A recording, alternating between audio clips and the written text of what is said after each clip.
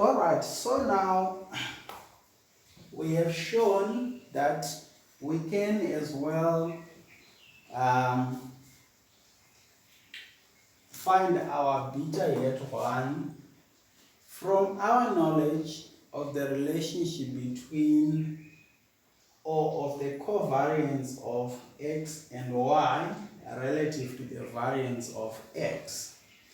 Now, the same knowledge can be used to help us see how this particular relationship we have here can be written in terms of the correlation, remembering from yesterday that we showed that our correlation coefficient is just the covariance of x and y divided by the product of the two standard deviations.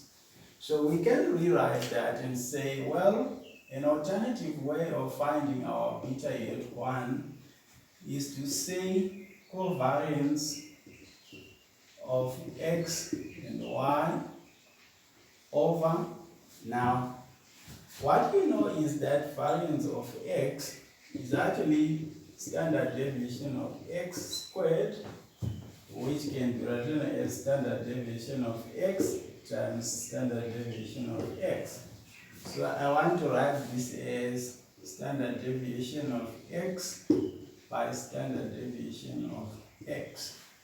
Then the question to think about is, how do I introduce standard deviation of y to the denominator to arrive at correlation? I now have to multiply this expression here by 1. And this one, I'll think of it in terms of standard deviation of y over standard deviation of y. This number here is 1. Okay, so I haven't changed anything. I only multiplied by 1. Now, we can then manipulate this relationship, and it becomes covariance of xy over sdx. Now, because this and that are multiplying each other, I can just rearrange them in terms of our right. I can start by writing that sdy, and I still have my sdy there. So one of the sdx has to come this side, sdx. So I haven't changed anything. I simply reordered them in terms of which one do I write first. The value that I get doesn't change. Okay, so now you can see that this part here is your correlation, right? So then it means this is correlation of xy times standard deviation of y over standard deviation of x. This is another way of finding my beta hat 1. Now, put differently then, it means we can, or not put differently, but rather by way of conclusion, we can say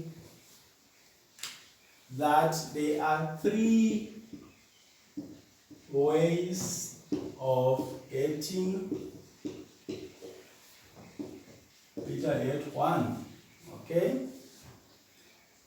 And these range from our beta hat 1 being equal to the sum of y minus y bar times x over the sum of x minus x bar times x.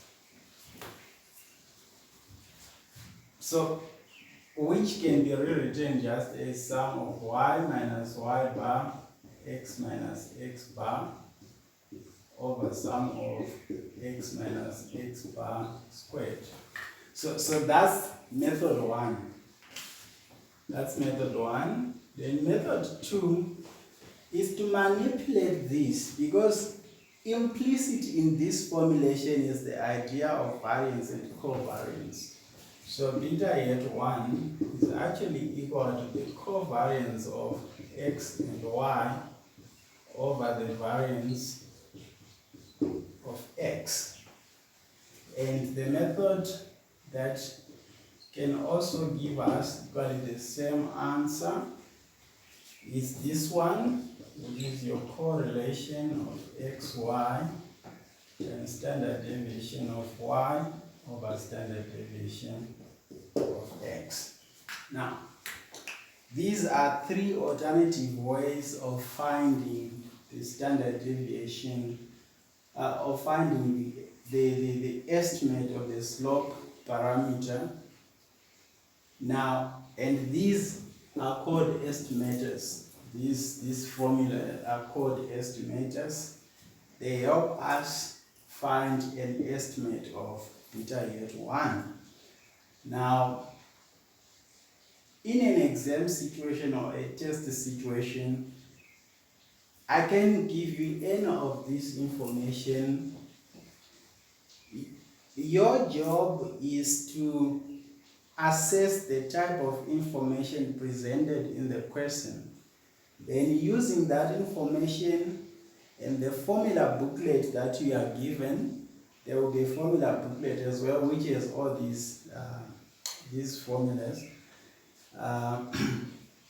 And the formula booklet you are given, then you look at which of the formulas of the formula has the information provided in the question, or the information provided in the question is aligned to which one of these formulae. And then you just use the relevant formula, you get your answer. It will be as simple as that.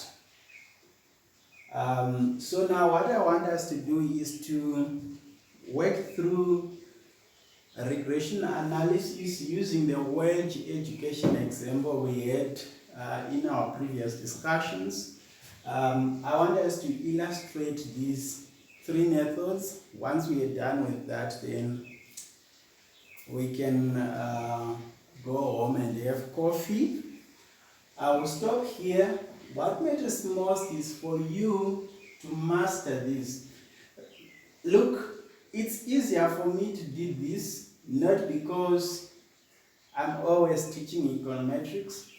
This is my first time to teach this stuff. But when I did undergrad in our days, we had to derive these. We didn't work with formula booklets like you people. We actually had to know how to get these things. So in other words, the intuition has to be there. It can't just be using a formula booklet and crunching numbers and so forth. Understand the theory behind what you are using. How is it that it is like this? That helps you to play around information. If the examiner manipulates something, you should be able to get the same answer by using your intuitive knowledge of econometrics. So let me stop here and use an example to illustrate what we want to illustrate.